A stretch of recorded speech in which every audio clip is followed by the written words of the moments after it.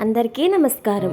ఈరోజు మనం ప్రతిరోజు ఇంట్లో చేసే నిత్య దీపారాధన ఎలా చేయాలి అనే విషయాన్ని సులభంగా తెలుసుకుందాం. నిత్య దీపారాధన అనేది మన ఇంటికి శుభం, శాంతి, సానుకూల శక్తిని తీసుకువచ్చే ఒక పవిత్రమైన విధానం. మహిళలు భక్తితో చేసే దీపారాధన వల్ల ఇంట్లో దైవానుగ్రహం నిలుస్తుందని పెద్దలు చెబుతారు. ముందుగా దీపారాధనకు సిద్ధం కావాలి. స్నానం చేసి శుభ్రమైన బట్టలు ధరించాలి. పూజ చేసే ప్రదేశాన్ని శుభ్రంగా ఉంచుకొని దేవుని ఫోటో లేదా విగ్రహం ముందు కూర్చోవాలి. దీపం, నూనె లేదా నెయ్యి, పత్తివత్తులు, పూలు, అగరబత్తీలు సిద్ధంగా ఉంచుకోవాలి.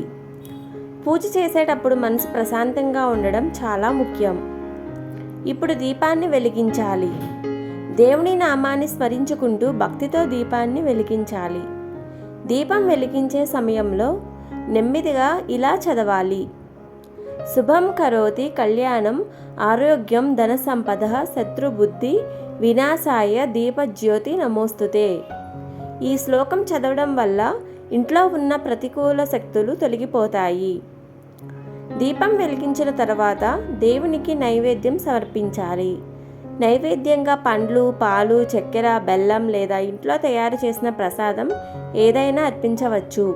నైవేద్యం పెట్టేటప్పుడు మనసులో భక్తితో స్వామి ఇది మీకు నైవేద్యం అని చెప్పుకోవాలి.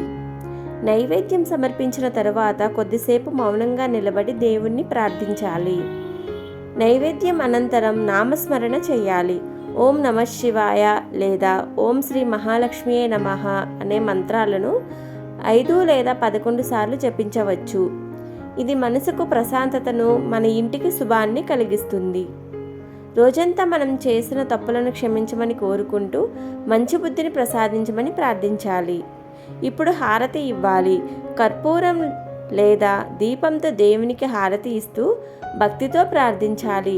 హారతి ఇచ్చే సమయంలో మన కుటుంబ సభ్యులు ఆరోగ్యం, సుఖ సంతోషాలు, శాంతి కోసం దేవుణ్ణి కోరుకోవాలి. హారతి అనంతరం ఆ హారతికి ఇంట్లో ఉన్న వారందరూ తీసుకోవాలి. హారతి పూర్తయ్యాక దేవునికి నమస్కరించి కృతజ్ఞతలు తెలియజేయాలి. తెలిసి తెలియక చేసిన తప్పులను క్షమించమని ప్రార్థించి దేవుని ఆశీస్సులతో రోజంతా మంచి జరగాలని కోరుకోవాలి. తరువాత నివేదించిన ప్రసాదాన్ని దేవుడి అనుగ్రహంగా స్వీకరించాలి. ప్రతిరోజు ఈ విధంగా నిత్య దీపారాధన చేయడం వల్ల ఇంట్లో శాంతి, ఐక్యత పెరుగుతాయి. మనసుకు ధైర్యం, ఆత్మవిశ్వాసం కలుగుతాయి.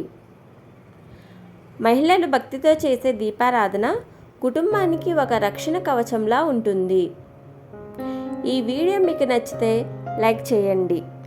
ఇలాంటి మరిన్ని వీడియోల కోసం మన ఛానల్ను సబ్స్క్రైబ్ చేయండి.